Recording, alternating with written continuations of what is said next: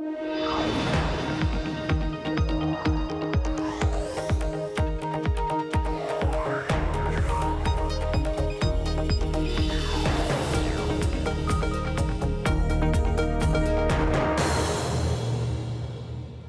Emily Chang, and this is a special edition of Bloomberg Technology live from the Wired 25 Summit in San Francisco. In the coming hour, we will bring you some of the top minds in technology. Stay tuned for interviews with Microsoft CEO Satya Nadella, Kitty Hawk Sebastian Thrun, and Intel Vice President Genevieve Bell, who's working on the future of AI. But first, to our top story, the continued fallout over the disappearance of a Saudi government critic and the questions it is raising in the world of technology.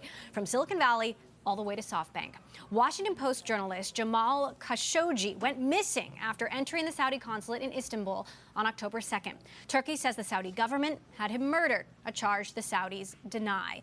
One company with close ties to the Saudi government is SoftBank. The kingdom is the $100 billion Vision Fund's biggest backer, pledging $90 billion to SoftBank's multiple tech funds. And on Monday, SoftBank shares fell by as much as 7%, erasing $22 billion in market value. We should also note that this comes during a global tech sell-off that began last week. To discuss, we've got Bloomberg Tech's Eric Newcomer, and in New York, we have Bloomberg Businessweek columnist Max Chafkin. So, Max, this is a rapidly developing story of international intrigue that involves both businesses and governments. What's at stake with this? Well, of course, there are huge geopolitical stakes and stakes for President Trump and the midterm elections in the U.S. But in Silicon Valley, SoftBank and by extension the Saudis have become kind of the funder of last resort for these big late stage privately held tech companies that are trying to put off an IPO for a couple of years. So if the Saudi money goes away, if companies feel like they can't take money from SoftBank or from Saudi Arabia, that could kind of put a whole wrench in the entire sort of venture capital market in Silicon Valley. Several tech leaders have cozied up to the Saudi government, also cozied up to SoftBank, not the least of which is Uber, in which SoftBank is now a huge investor. Several business leaders, have dropped out of an upcoming summit, Davos in the desert. One of them is Uber CEO Dara Khosrowshahi. Complicated because SoftBank is one of their backers. Dara saying, "I'm very troubled by the reports about Jamal Khashoggi. We are following the situation closely, and unless a substantially different set of facts emerges, I won't be attending this conference in Riyadh." Eric, not mincing words there, and hard to back down from that statement. Yeah, this is a very thorny situation for Uber because, sure, there's soul searching about what to do about SoftBank money, but Uber has taken $3.5 billion from the Saudis and has a representative on their board. So the decision to walk away from this conference, and pretty early, sort of before some of the big names had started to pull out, was a tough decision for Dara. But I think there was a calculation that, this is a consumer company that obviously had a terrible year last year for making sort of questionable decisions, and so they needed to move quickly and take a stand. Meantime, several business leaders have dropped off the board that was supposed to be helping the Saudi government develop this future city. And we haven't, Max, if I'm correct, heard anything yet from SoftBank. No, and as you said, the stock price plummeted earlier today, And it's basically just a situation where SoftBank is so enmeshed with the Saudis that it could be very hard for them to untangle this situation. So the Vision Fund is $100 billion, $45 billion of that is money from Saudi Arabia, and this plan for a second Vision Fund calls for another $45 billion, another 25 coming from SoftBank. So really, it's the biggest chunk of this fund, so it's hard to see how Masa Son can go through with his plans if there isn't some kind of some kind of story emerges that makes people feel more comfortable doing business with Saudi Arabia. Eric, you also have a major Saudi ally calling for a boycott of Uber. What's the latest there? It's never sort of Uber's always under fire. I think boycott sort of at this point, we'll have to see. I think it's hard to say. Now, Max, let's talk about some of the other business relationships at stake here. The Saudi Sovereign Wealth Fund also has a huge stake in Tesla, as we've been talking about over the last several weeks. Endeavor, the entertainment company, is in the process of severing ties with the Saudi Sovereign Wealth Fund. They had a $400 million deal that is at stake.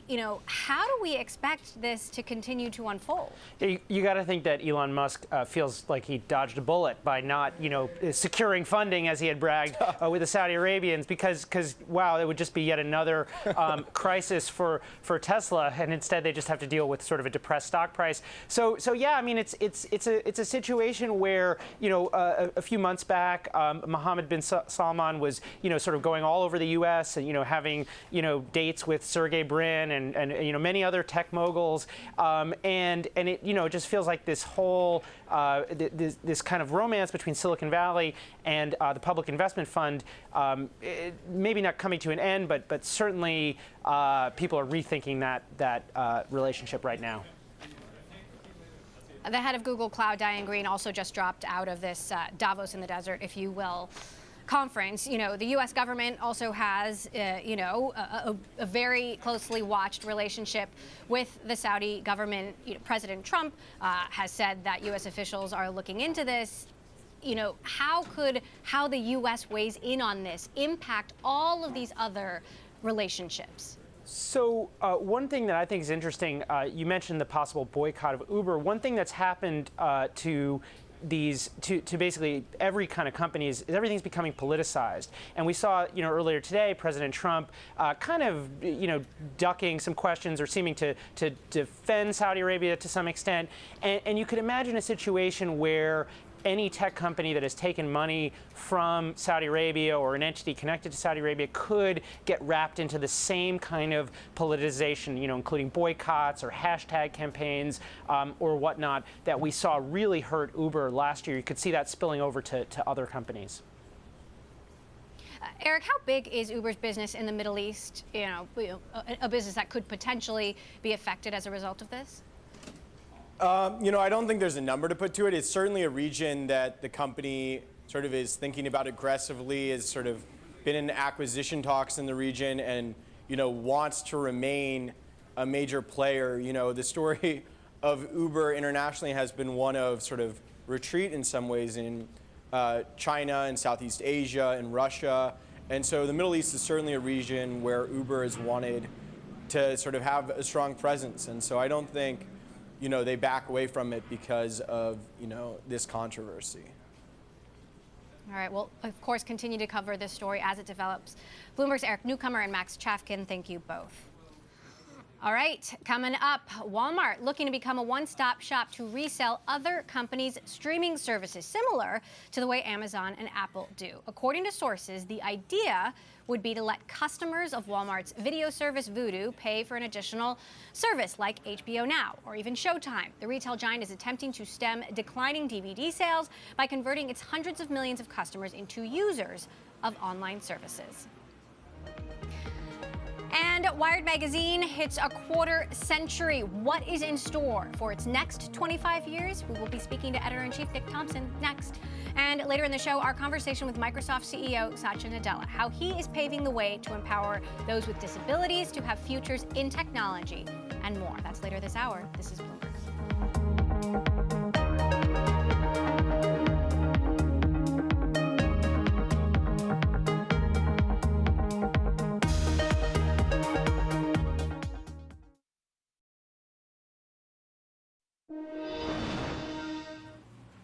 Welcome back to a special edition of Bloomberg Technology, live from the Wired 25 Summit in San Francisco.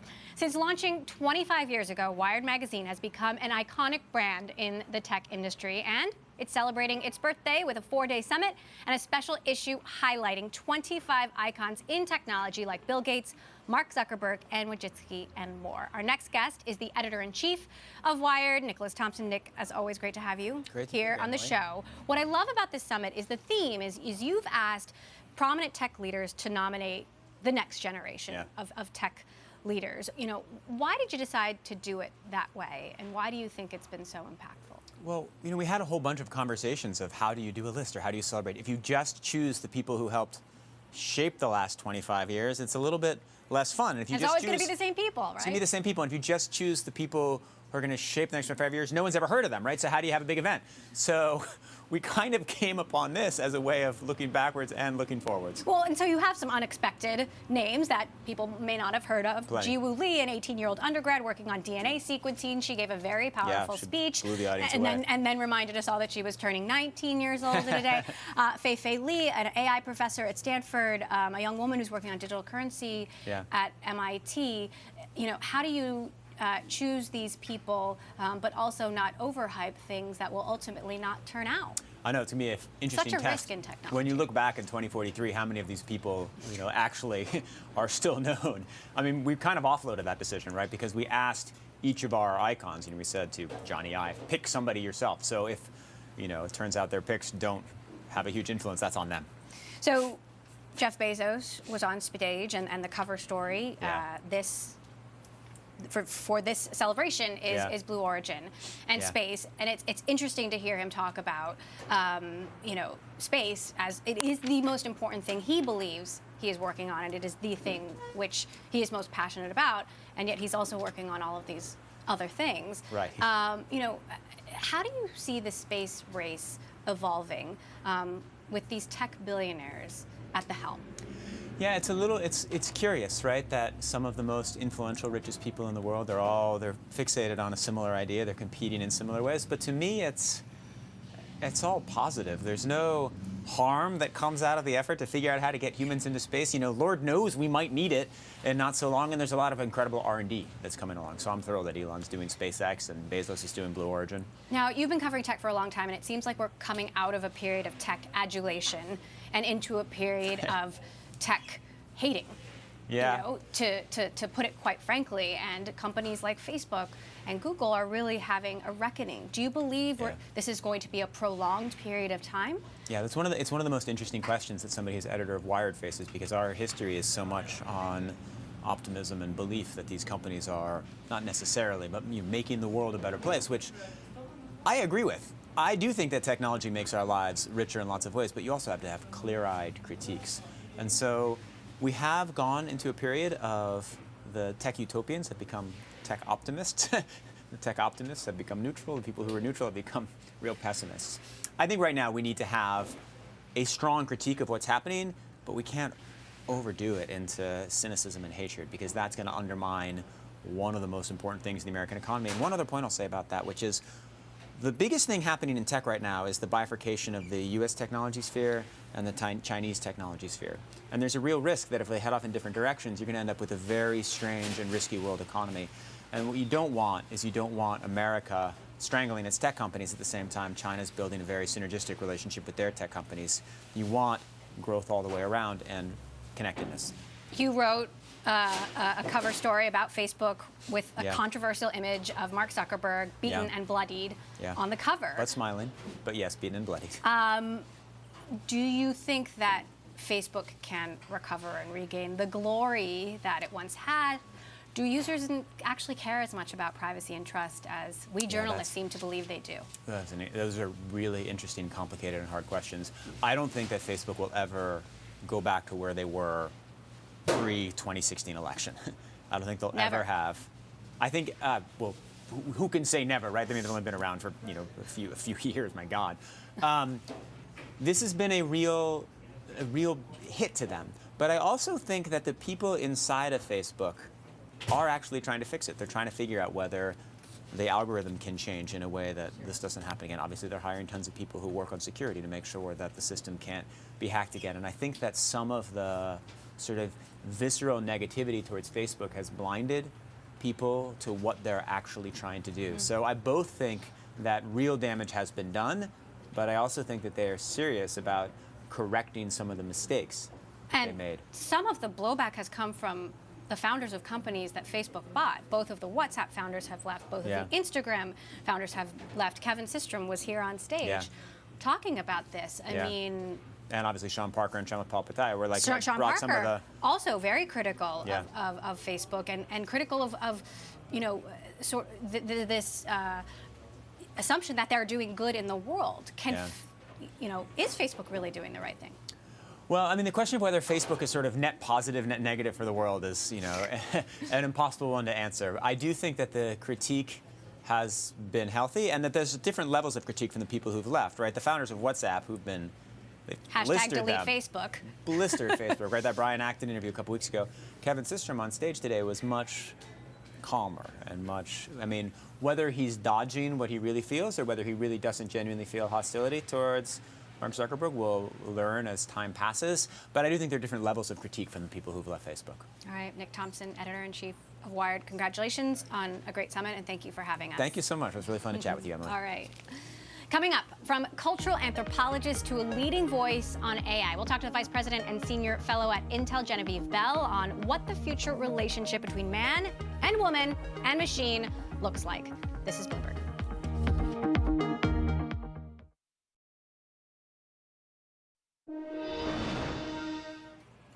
Welcome back to a special edition of Bloomberg Technology, live from the Wired 25 Summit in San Francisco. One of the biggest themes we continue to explore here, artificial intelligence. Professor Genevieve Bell is Vice President and Senior Fellow at Intel, a cultural anthropologist, and at the center of AI development.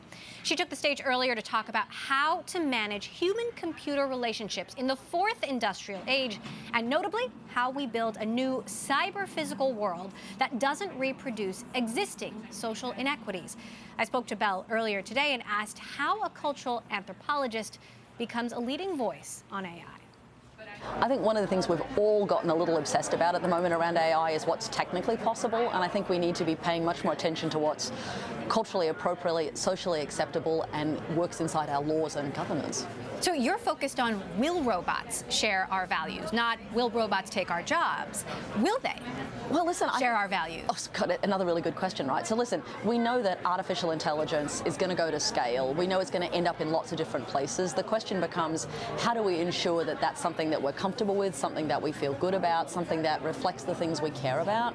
And that means asking questions beyond just what can we do technically, but to ask questions about what are the values we want these objects to enshrine, who gets to decide what those values are, and how do we regulate them? Are these questions being asked as often as they should be? Well, I'm an anthropologist, so I think the answer is no. We should ask them all the time. At least the good news is I think they're starting to be surfaced. So the more you hear talk about AI and ethics, AI and public policy, AI and governance, those are at least the beginnings of conversations about what's the world we want to build and how we're going to live in it. So let's take the pro side. Let's say these questions are asked as often as they should be. What is the potential of AI to affect our lives in positive ways? So listen, I think if you manage to think through where are the places that AI can be most useful, and frankly for me, again, as a social scientist, the question I always want to ask is not, can we do it technically, but should we do it socially?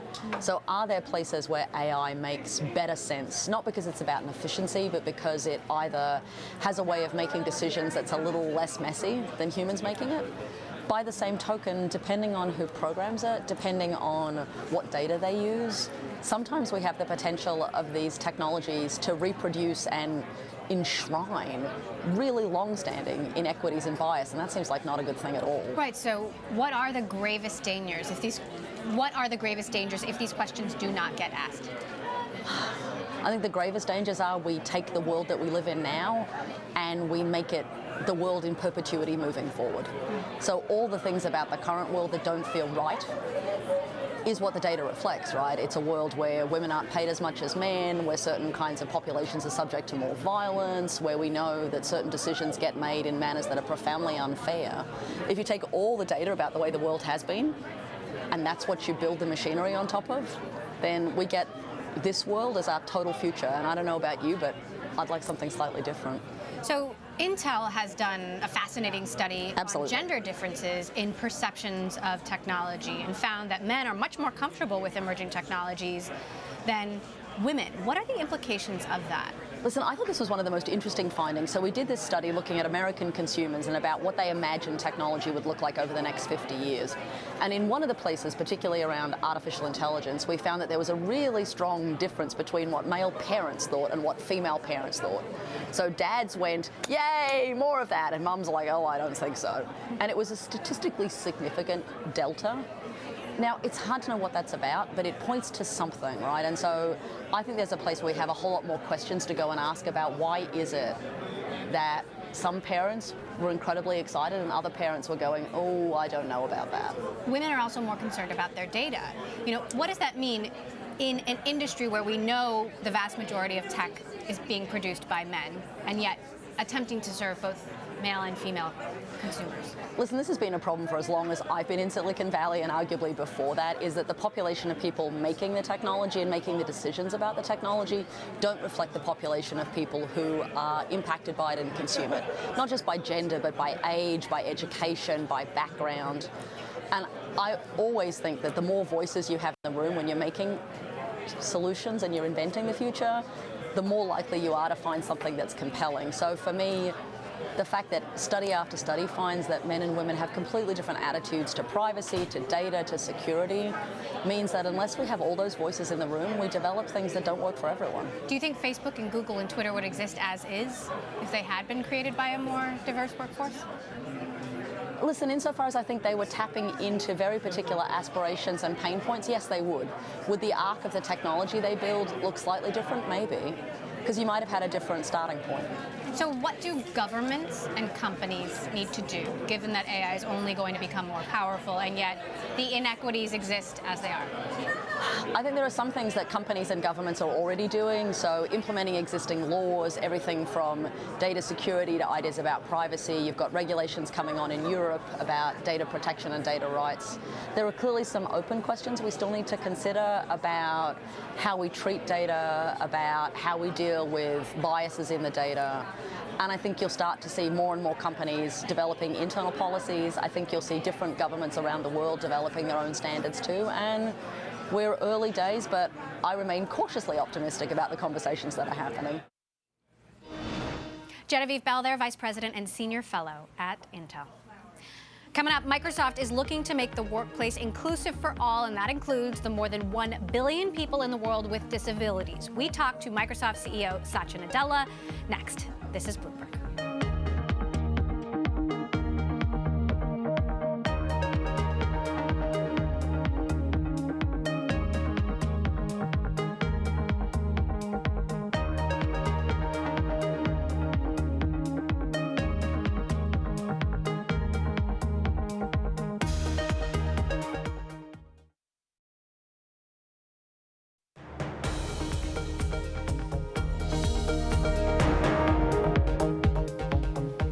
This is Bloomberg Technology. I'm Emily Chang. We welcome you back to a special edition of Bloomberg Tech Live from the Wired 25 Summit in San Francisco. This month is National Disability Employment Awareness Month, and this year's theme is Empowering All. Microsoft is trying to do just that, empower 1 billion plus people in the world who live with disabilities. Earlier this year, Microsoft announced a 5-year, $25 million AI for Accessibility program. With rapid developments in AI and machine learning, Microsoft plans to create accessible technology that can enable all workers to be productive in the workplace. Joining us now, Microsoft CEO Satya Nadella and Jenny LeFleury, Microsoft Chief Accessibility Officer. Jenny's interpreter also with us, Belle Bradley, as well. Satya, you have for many years championed the potential for tech to be used as an equalizer for people with disabilities, and you're nominating Jenny as the next generation of tech leaders to watch. Why? In fact, I came across Jenny and met her maybe 3-4 years before I became CEO. And she was already leading the accessibility efforts at Microsoft. And in her, I found someone who not only had the patience to teach me why accessibility mattered, but quite frankly, bring about that sense of purpose and energy across the company on what a difference technology can make. I mean, think about AI. We are at this stage where AI and especially speech and vision and language are making amazing advances. But if you think about that coupled with universal design, it can help the billion people who have some disability or the other to fully participate in our societies and economies. And that's all thanks to the leadership of Jenny and the entire company rallying around her vision for what accessibility can mean. Jenny, you've lived with deafness almost your entire life, and yet you majored in music, and you are the Chief Accessibility Officer of Microsoft. What potential do you see for people with disabilities to use technology as a doorway to opportunity? So I think technology can just be an incredible enabler. And I think if you look at the demographics, you've got an unemployment rate that's double that for people with disabilities versus people without. I think that technology can be one of those incredible areas that can get people to really achieve whatever they want to achieve, whether that's in education, in employment, enjoyment, in life. And so we're beginning to see that. I think some of the technologies that we've been able to put out through the lens of AI, whether that's an app we have called Seeing AI, which allows people with blindness and low vision to really just have it auditorily described, the world described, whether that's an image of you or handwriting in a holiday card.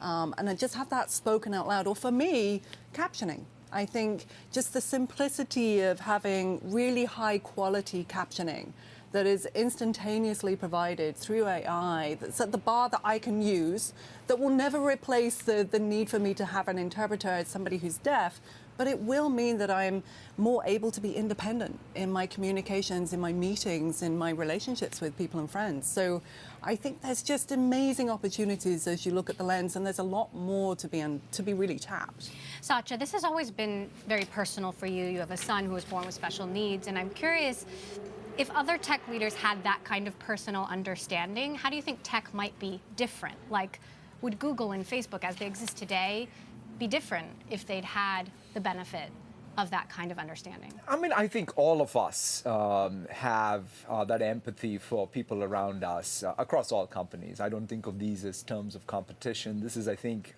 something that all of us innately have as human beings and as leaders of companies and institutions.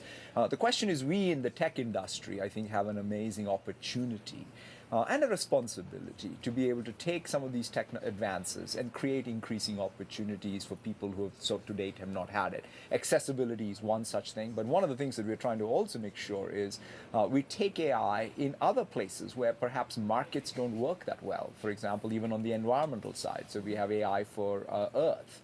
We recently even did AI for humanitarian action. This is another area where I think technology can make a fundamental difference. I think all of us in the tech industry can do this, and we all have the personal experience that can inspire us, and we have employees across it. One of the fun things for me at Microsoft is we do this one-week hackathon each year.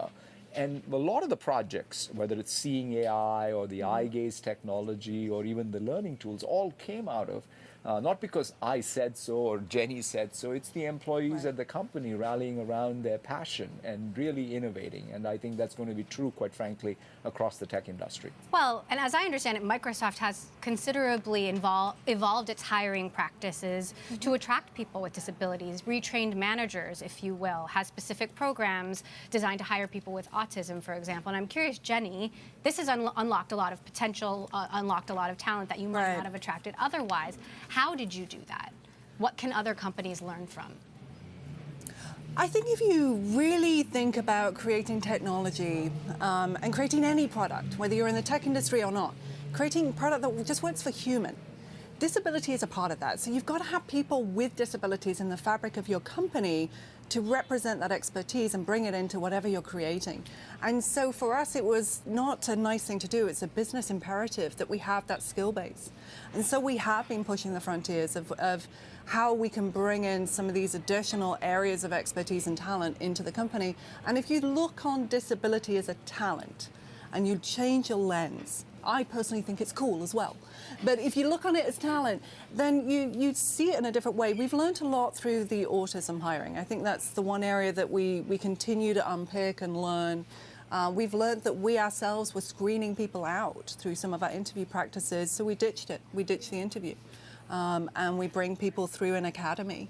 And so we've been able to bring through, some just amazing talent pools into 12 different divisions in our company through that small program so far. But I think it's still a learning journey. We've got a lot more to learn. I understand Xbox is another one of the products that was designed with, this empathy in mind. Is there a business bottom line here? Yeah, in fact, the balance of doing well by doing good. Everybody says that you shouldn't trade those things off. Yeah, no, it's a great question. And I think the business case is absolutely self-evident, because if you think about 1 billion people in the world with disabilities, building products that address their needs can be a massive competitive differentiator. I mean, the Xbox accessible controller is a great example of it. And not only is it a fantastic design, and it came about because of this ethos now that is there in Microsoft, where the product team was able to, in fact, include the community, and a lot of veterans and a lot of other disabled communities play Xbox, and we were able to design this product with them. But more interestingly, the packaging of this product, that's kind of what blew my mind, which is the product team here didn't stop at just building the controller, but took it all the way to recognize that even the packaging for the product needs to be accessible, and just raised the bar. And I think it's going to differentiate Xbox in the marketplace. Jenny, what does inclusive design actually mean? Like, give me an example of a design that is not inclusive, that perhaps you changed or realized after the fact that it needed to be different. I mean, I think you see it honestly all around you. I mean, even if you just go back to a very non-tech principle of the door handle. The door handle used to be this round knob that we all used to have to turn to open a door. When you started then thinking about that through the lens of some physical therapists, they said, well, hang on a minute, how about we make it an actual handle, which then you can hit with your elbow and other parts. I think the key thing of inclusive design is to embed people into the process. So people with disability, whether that's deafness, blindness, speech, mental health, autism, cognitive, neurodiverse, whatever it may be, into the process. And ultimately, you'll create products that just work better for everyone. And you do it at the beginning. You don't try and retrofit at the end. And I think that was the biggest learning for us, is that often it becomes oh, crikey, we missed it. You have to do it at the beginning. And you can do this every day. In fact, if you're building a PowerPoint presentation the next time, you have all the tools built into PowerPoint for inclusive presentations with alt text. So that's an example of like having that ethos in your organization. Hey, I'm presenting, there may be someone with visual impairment who will need to follow along. How do I create it? And AI, a huge part of that. Speaking of being inclusive and listening to all views, I wouldn't be me if I didn't ask you a couple questions about the stories of the day. You have some employees who penned a letter on Medium protesting your bid for a big Pentagon cloud contract, which you've already bid for. What do you plan to do as a result of that? Will it change the decision that you've made? I mean, overall, we are very, clear that we have, served our federal customers, whether it's the Department of Defense or the Labor Department or the Veterans Affairs and so on, and we'll continue to do so, and we bid on this contract.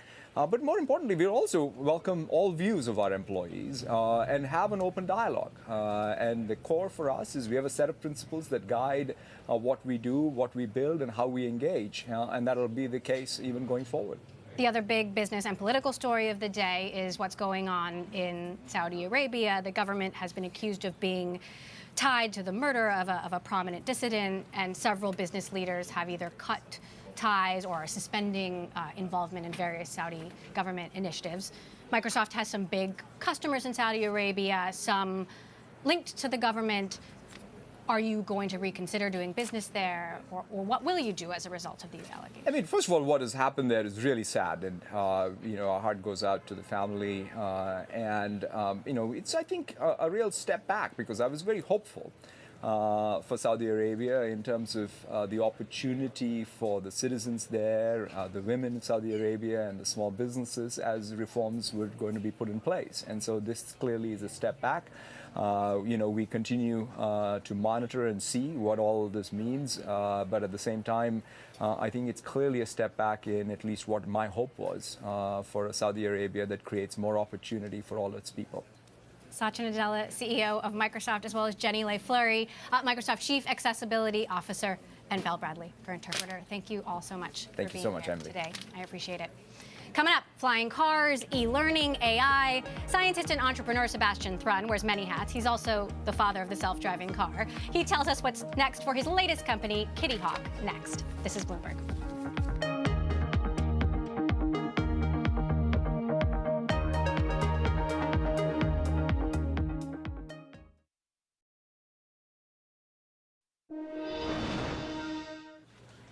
Welcome back to a special edition of Bloomberg Technology, live from the Wired 25 Summit in San Francisco. Kitty Hawk CEO and Udacity co-founder Sebastian Thrun says there is a unified thought across all of his ventures, leveraging tech to improve lives. The computer scientist and former Stanford professor first broke ground in AI, spearheading Google's self-driving car initiative. Now he's betting on flying cars and e-learning to revolutionize daily life. He joins us now to discuss. I'll give you credit for being the father of self-driving cars, which you built the first one. Now you're working on flying cars, and it seems there's an investment frenzy with companies as big as Airbus and Boeing. Trying to get into this. What will be Kitty Hawk's advantage to be first to bring this idea to the masses? Well, Emily, thanks for having me.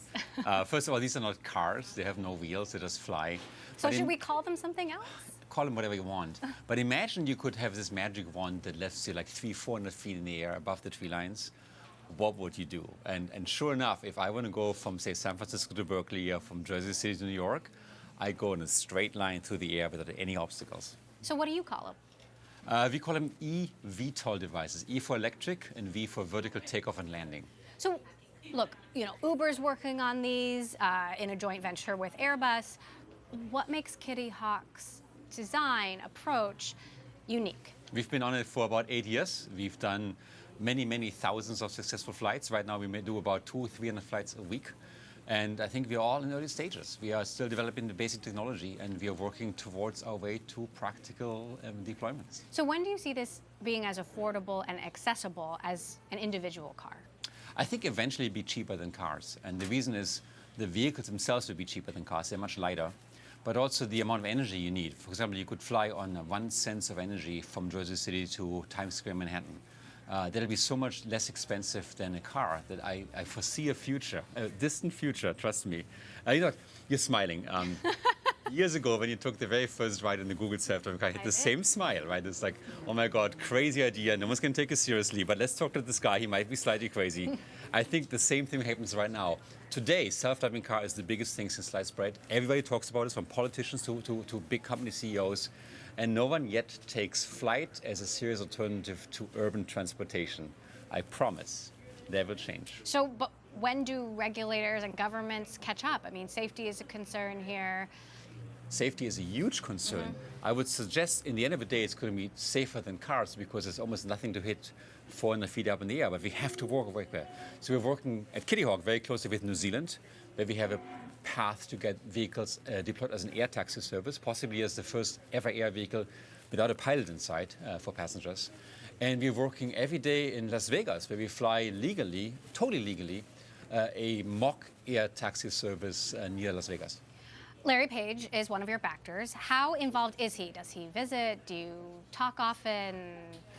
What is his level of? I can tell you, Larry, apart from being a close friend, has incredible technology wisdom. If we think of who is the Thomas Edison of our time, I would say it's Larry Page.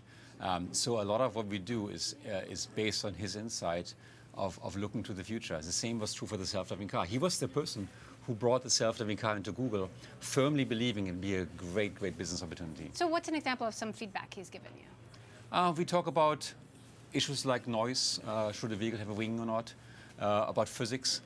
We talk about how to go to market, where to deploy it first. A lot of things that happen in daily life as a CEO. He's a fantastic board member and partner. Some ask, shouldn't all of these bright minds be working on fixing our bus systems and other broken transport systems that already exist? Yeah, so you could look at this, but I would say that, for example, in California, we have this thing on the roadmap to build a new high-speed train track from San Francisco to Los Angeles. I would say that type of technology is 20th century technology, but we should really invent is 21st century technology. So, for example, bus systems. Buses are great because you can amortize the cost of a driver over many, many, many passengers. But the moment you enter a driverless car era, there's really no benefit to putting many, many people in the same vehicle. You put many vehicles into one vessel, then you have the last mile problem and you have the time coordination problem, which doesn't exist if every person gets his own vehicle. Waymo, Google's self-driving car unit, which used to be part of Google X, which you used to run, sounds like they say the self-driving car technology will be ready for prime time next year. Is it really? I'm super excited. I can tell you I'm impatient. And when I, back in the day, ran the Google self-driving car team, I thought we were like this close. And I hope we're going to see this technology very soon. And the reason is we lose in this country over 30,000 people in traffic accidents every year. Worldwide, over 1 million people die because of inattentive drivers effectively. So I can't wait. But could we still feel like we're this close, but really be so far? I mean, there's concern about AI having hit a wall. I think AI has not hit a wall. I can tell you next year whether we're close or not. But I'm actually very optimistic. I've seen the progress. In self-driving cars, one of the nice things is when in driving, you and I make a mistake, we learn from it and we're going to avoid this mistake, but no one else basically does. But in self-driving cars, if a self-driving car makes a mistake, all the other cars learn at the same time, including all the unborn future self-driving cars. So as a result, the reliability goes up and up and up. And Google has now driven, or Waymo driven more than 8 million miles, which is incredibly remarkable, with one really minor fender bender. Alphabet's facing a lot of privacy trust concerns. Do you think they'll figure that out? Do you think this backlash against tech lasts? I would say we, in the tech industry, we care about people. We see tech as a tool. So my company, Udacity, for example, teaches millions of people around the world. We just started an initiative in the Middle East where we teach 1 million Arab people how to code. And that's our way to give back. We really want to take everybody along. We really care deeply. And we put our time and effort into building technology that empowers the entire world. Sebastian Thrun, as always, Kitty Hawk, CEO, Udacity President. Of course, I could continue to debate this with you for hours, but thank you. Thank you so much. Good seeing you. As always, good to see you too. All right, we're staying in the skies ahead.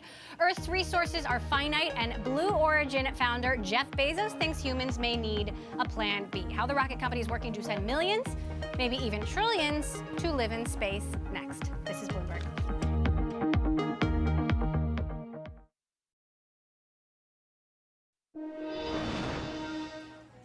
Welcome back to a special edition of Bloomberg Technology, live from the Wired 25 Summit in San Francisco. Marking the magazine's anniversary is an in-depth look at one of the most disruptive companies, Blue Origin. Starting next year, Blue Origin, founded by Amazon CEO Jeff Bezos, plans on sending passengers on joy rides to space, and one day, possibly to a life entirely outside Earth.